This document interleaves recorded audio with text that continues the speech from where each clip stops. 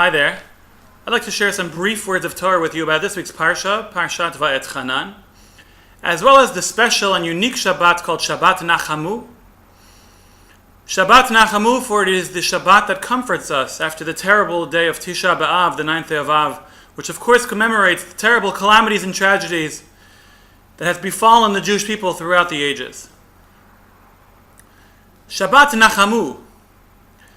The Haftorah that we read is Nachamu, Nachamu Ami, my nation, be comforted. Be comforted and be assured that this is not the end-all and be-all of history. There is a positive future in sight as well. And something that we look forward to every single day. This week's Parsha, Parshat VaEtchanan, always falls out, regardless of how the calendar is set up, falls out Shabbat Nachamu. And a theory that I've had for many years, and which I would like to share with you very briefly, is that in order for us to attain any level of comfort, we have to believe that things happen for a reason. If things were just random, happened for no reason at all, well then we couldn't be comforted because we're just subject to coincidence, randomness, happenstance. And that's not something that my heart, my soul can deal with. That's too bothersome.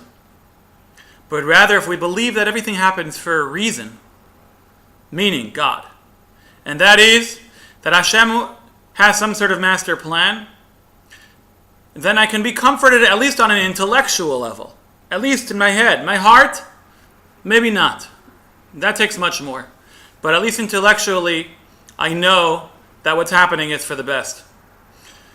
The mitzvah, where we are commanded to in fact believe in Hashem, is in this week's Parsha, Parshat VaEtchanan, in which we read the Aseret HaDibrot, the 10 Commandments, for the second time.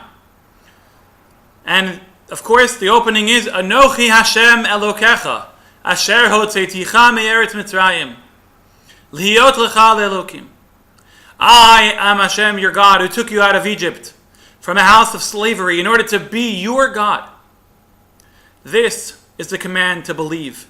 The mitzvah of emunah, of intellectual belief and awareness and knowledge that there is in fact a God that controls and runs the world and has some sort of master plan.